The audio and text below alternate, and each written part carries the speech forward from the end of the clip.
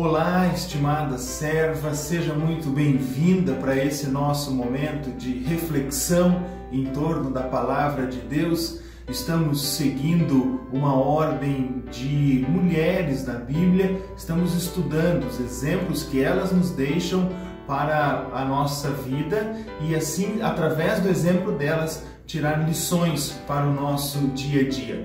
Eu sou o pastor Everton e este é o nosso estudo de hoje, estudo sobre Dalila. Seja bem-vinda.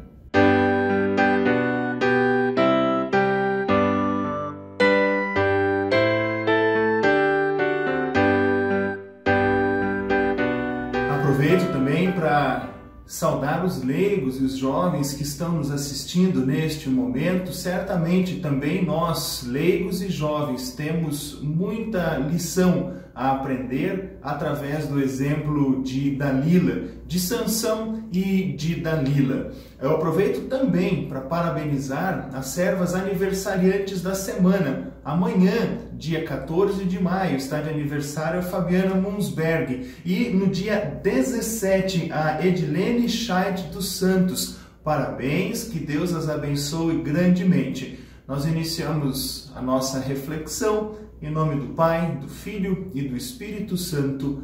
Amém. Falemos com Deus em oração. Gracioso e eterno Deus, nosso Pai, muito obrigado porque temos o privilégio de estudar a Tua Santa Palavra.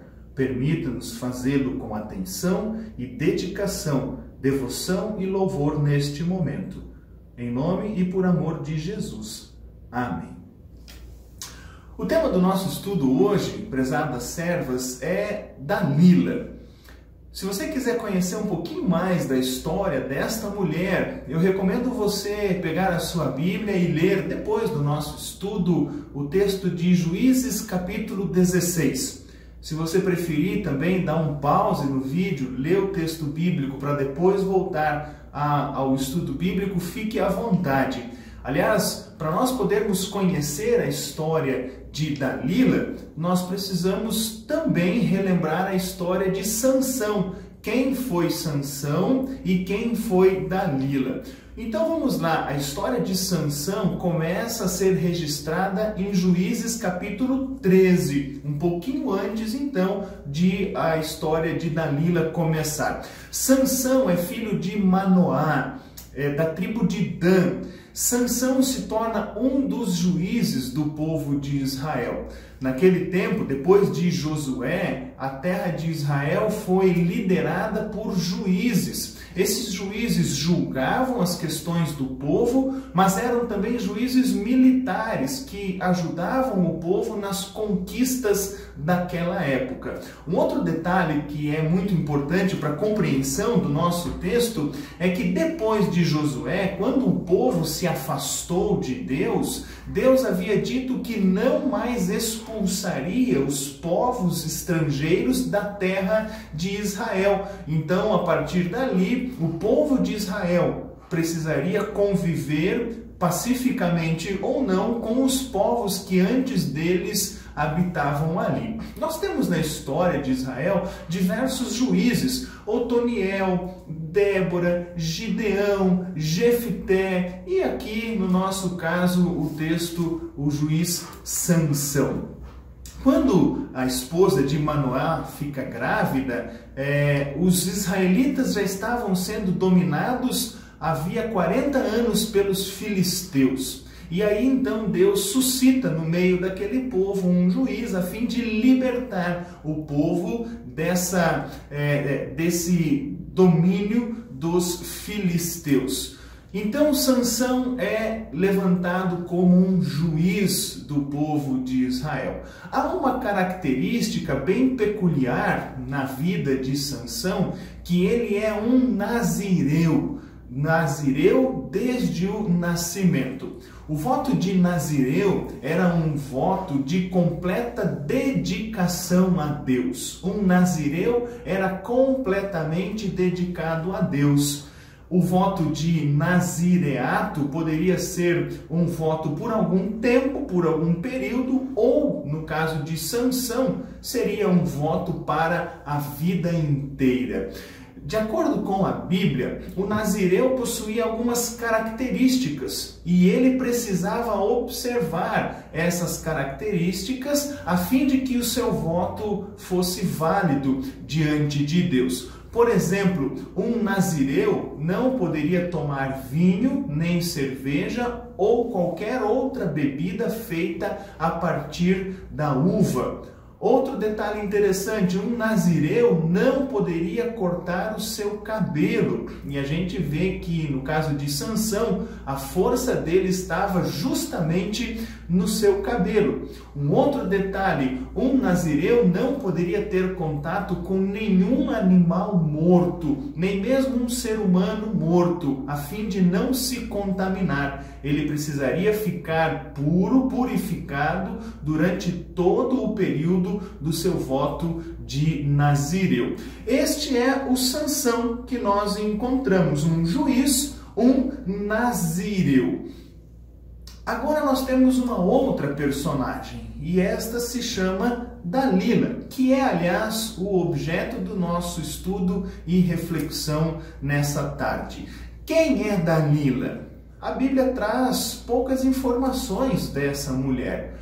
Possivelmente ela era uma prostituta, talvez ela era uma estrangeira, haja vista que o povo filisteu vivia ali junto com o povo israelita. Sendo assim, ela possivelmente era também do povo filisteu, era uma filisteia. Outro detalhe, esta mulher certamente era uma mulher muito formosa, muito bonita. A Bíblia registra que ela era muito bonita, beleza, aliás, pela qual Sansão se apaixonou. Ela tinha uma outra característica, ela era gananciosa. Ela ficou muito contente quando os juízes, ou melhor, os reis do povo filisteu lhe ofereceram 1.100 barras de prata a fim de que ela entregasse qual que era o segredo da força de Sansão. Esta era Dalila. A partir do capítulo 16, nós temos a história de Sansão e Dalila, histórias que se cruzam, histórias que já foram motivo de filmes, de seriados e de novelas. Uma história de amor e de interesse. Uma história de amor e interesse. Sansão apaixonou-se por Dalila. Registra o texto de Juízes, capítulo 16, que ela era uma mulher muito bonita. Morava no vale de Soreque. E aí então Sansão acaba por se apaixonar por esta mulher. Dalila era muito mais interesseira. Ela tinha interesse nas 1.100 barras de prata.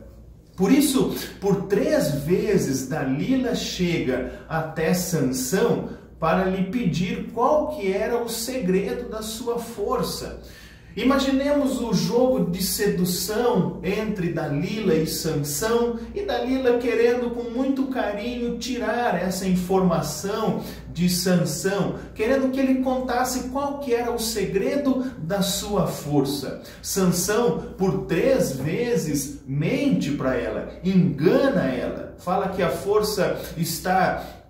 Se ele fosse amarrado com cordas que nunca foram usadas, se as tranças dele fossem colocadas num tear, e assim ele vai ludibriando, vai enganando aquela mulher. Até que por fim ela apela, chega até ele e numa conversa, podemos dizer, ao pé do ouvido, convence ele para que fale para ela qual que era o segredo da sua força. Ele então revela o seu segredo, a sua força estava no seu cabelo e o seu cabelo é cortado, Sansão é amarrado, é preso e é levado até o templo do deus Dagon, o deus dos filisteus, e ali ele é morto, antes os seus olhos são furados.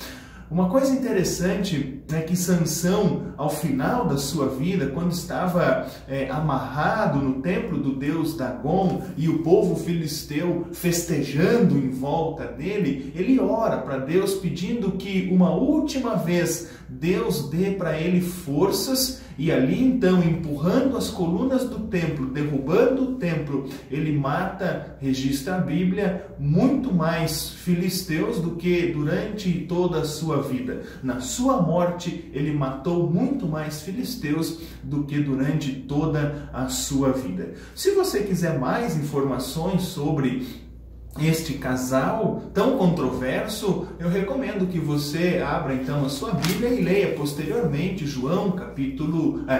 Juízes, capítulos 13 até capítulo 16. Algumas lições muito interessantes que nós temos na história de Sansão e de Dalila. Lições para a mulher, quando nós olhamos para o exemplo de Dalila, mas também, como eu sei que tem homens que estão nos assistindo, lições para o homem, tão importantes nessa história de Sansão e de Dalila. A primeira lição que nós temos dessa história é a ganância de Dalila.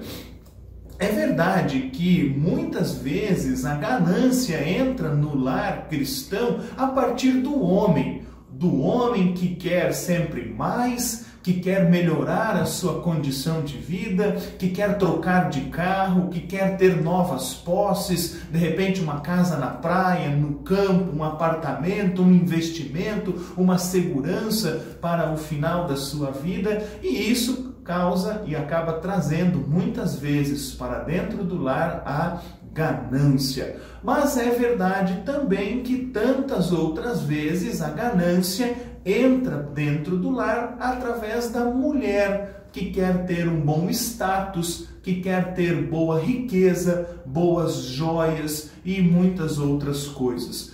Tantas e tantas vezes as mulheres são a porta de entrada da ganância para dentro de lares cristãos. Quando nosso Senhor Jesus fala sobre a ganância, ele diz em Lucas capítulo 12, versículo 15, o seguinte: prestem atenção, tenham cuidado com todo tipo de avareza, porque a verdadeira vida de uma pessoa não depende das coisas que ela tem, mesmo que sejam muitas. Atenção, preste atenção e tenha cuidado com todo tipo de avareza. É necessário que o casal cristão tenha preocupação pelo seu sustento. É necessário que o casal cristão tenha preocupação sobre o seu futuro.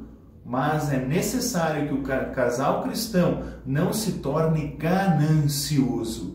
O homem tem que cuidar para não trazer a ganância para dentro do seu lar. E a mulher também tem que cuidar, a fim de que não seja ela a porta de entrada para a ganância e para a avareza. Um sacerdote francês que viveu no século 18 e 19, chamado João Vianney, ele diz assim, preste bem atenção o que ele fala: a avareza é um amor desordenado pelos bens deste mundo. Sim, meus filhos, é um amor mal regulado, um amor fatal, que nos faz esquecer o bom Deus, a oração, os sacramentos, para que possamos amar os bens deste mundo, ouro, prata e posses. O homem avarento é como um porco, que procura comida na lama sem se importar de onde vem. Curvando-se para a terra, ele pensa em nada além da terra. Ele não olha mais para o céu. Sua felicidade não está mais lá. O homem avarento não faz nada de bom até sua morte. Veja quão avidamente ele acumula riqueza, quão ansiosamente ele a mantém, quão aflito ele fica se a perder. Mesmo no meio das riquezas, ele não sabe apreciá-las. Ele está mergulhado em um rio e está morrendo de sede. Deitado em um monte de milho, ele está morrendo de fome. Ele tem tudo, meus filhos, e não ousa tocar em nada. Seu ouro é uma coisa sagrada para ele. Ele faz dele sua divindade. Ele o adora. Uma outra lição que nós podemos tirar da história de vida desta mulher é a sua beleza, é relativa à sua beleza. Claro que eu não estou dizendo aqui que a beleza é um pecado. Aliás, uma mulher bonita enfeita o seu lar e deixa ele cheio de beleza. O problema é que a beleza pode ser usado para o pecado. Mulheres têm em si um grande poder de sedução. Poder este que deve e precisa ser usado no seu matrimônio. Mas o problema é que muitas vezes esse poder de sedução pode ser uma porta muito grande e aberta para o pecado. Por isso, estimadas mulheres, com muito respeito, chego até vocês para dizer-lhes: tomem muito cuidado com o poder de sedução, para que ele não leve vocês ao pecado, para que não seja usado pelo tentador, a fim de trazer pecado para dentro do seu lar. Quando nós olhamos para textos bíblicos que falam sobre a mulher, a boa mulher dentro do lar, nós nos lembramos de Pedro, o apóstolo Pedro, quando lá em 1 Pedro, capítulo 3, versículos 13 e 4, ele fala assim, dizendo à mulher: não procure ficar bonita usando enfeites, penteados exagerados, joias ou vestidos caros. Pelo contrário, a beleza de você deve estar no coração, pois ela não se perde. Ela é a beleza de um espírito calmo e delicado, que tem muito valor para Deus. A mulher cristã, com sabedoria, vai usar a sua beleza para conquistar diariamente o seu marido e não vai deixar que isso torne uma fonte e uma pedra de tropeço para outros e para ela mesma.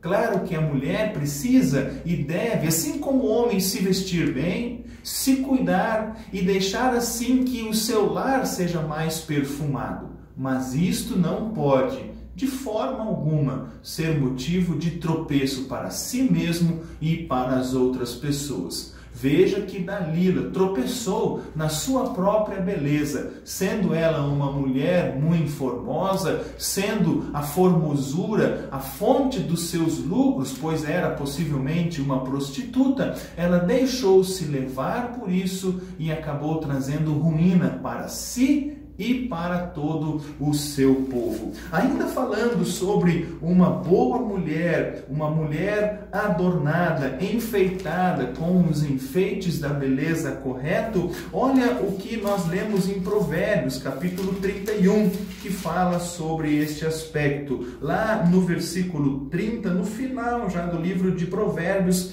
a formosura é uma ilusão e a beleza acaba.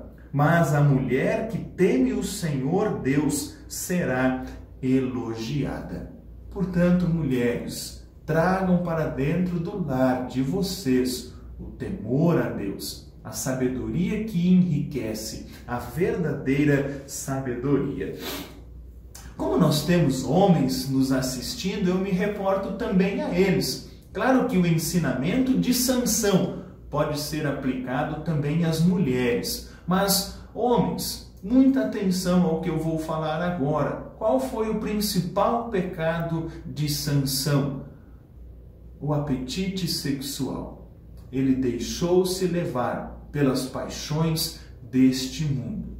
Sansão, durante a sua vida, acabou pecando de outras formas e com isso atraiu a ira de Deus sobre ele. Por exemplo, Sansão casou-se com uma mulher estrangeira. Era proibido pelo próprio Deus, naquele tempo, casar-se com mulheres de outras nacionalidades. Sansão tocou em animais mortos. Era proibido para um nazireu, como eu falei ali no começo, tocar em animais mortos. Sansão pouco se importou com isso e viveu a sua vida muitas vezes de forma dissoluta. Mas o problema maior de Sansão foi ceder às tentações de Dalila, ceder às investidas que aquela mulher fez para ele. Portanto, o cristão que se deixa levar só um pouquinho pela conversa mole, o cristão que julga que vai conseguir depois resistir às tentações, está se enganando. Pedra que começa a rolar é difícil de parar.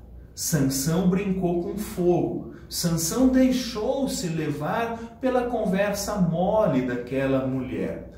Nós, homens, precisamos lutar contra o pecado que habita em nós, contra o pecado, contra a tentação do desejo e do apetite sexual. Aí, nesse sentido, caros homens, mulheres também que nos assistem, obviamente essa lição é para todos nós. Nós precisamos tomar muito cuidado, por exemplo, com as mídias sociais, tão presentes em nossa vida e, infelizmente, fontes de dissabores e dissoluções de casamentos. WhatsApp, pornografia, tudo isso precisa ser evitado por nós. Afinal de contas, o inimigo está sempre à porta para nos tentar. A outra lição que nós tiramos da vida de Sansão é justamente quanto às tentações.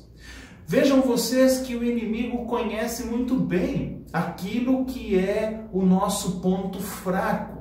O inimigo está sempre nos batendo naquilo que é o ponto fraco. E sendo assim, nós precisamos lutar contra os nossos pontos fracos. Lá em Tiago, capítulo 1, versículo 14, nós lemos assim: as pessoas são tentadas quando são atraídas e enganadas pelos seus próprios maus desejos. O desejo do nosso coração, que é pautado pelo velho homem, é um desejo sempre de voltar ao pecado. Sendo assim, nós precisamos lutar contra este desejo que habita em nós. Veja, falando nisso, o que Deus diz para Caim, em Gênesis capítulo 4, versículo 7. Lá, quando Caim está com raiva porque Deus rejeitou a sua oferta, ele ainda não havia intentado contra o seu irmão, Deus vem até ele e fala: por que você está com raiva? Por que anda carrancudo? Se tivesse feito o que é certo, você estaria sorrindo, mas você agiu mal. Ou seja, Caim tinha trazido uma oferta ruim. Atenção para o que vem agora. O pecado está na porta, à sua espera. Ele quer dominá-lo, mas você precisa vencê-lo. O pecado está na porta, o pecado está pronto para entrar na vida de Caim. Ele precisava dominar o pecado na sua própria vida. Assim também, Deus, ou melhor, o inimigo, conhece todos os nossos pontos fracos. O pecado está à porta, nós precisamos dominá-lo. Se o seu pecado é o desejo e a compulsão sexual, domínio, não permita que ele entre na sua vida. Se o pecado é a avareza, é a ganância, domine-a. Não permita que ela entre na sua vida. Oração e meditação na palavra de Deus nos previnem de que estas coisas habitem o nosso coração.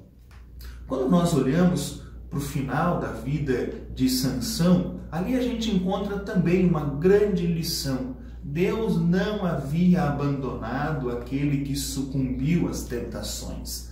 Mesmo ferido, mesmo pronto para morrer, Sansão uma última vez ora e diz: Deus, me dá forças novamente, a fim de que eu mate mais dos filisteus. E, verdadeira e profundamente arrependido, Deus vem até ele e lhe concede este pedido. Com isso, nós aprendemos que Deus ouve a oração daquele que está arrependido. Deus ouve aquele que vem a ele em arrependimento. Por isso, se você, nesse momento, se identificou com alguns desses atos pecaminosos, como a ganância, o problema do poder da sedução, o apetite sexual, as tentações, Deus lhe oferece o perdão. Através da morte de Jesus Cristo, nós temos o perdão de todos os nossos pecados. Veja bem que em Atos, nos cultos nós estamos lendo o livro de Atos, o povo foi chamado a atenção pelo fato de que haviam levado à crucificação o próprio Cristo. Mataram o Salvador Jesus. E quando esse povo clama a Pedro dizendo: o que nós faremos?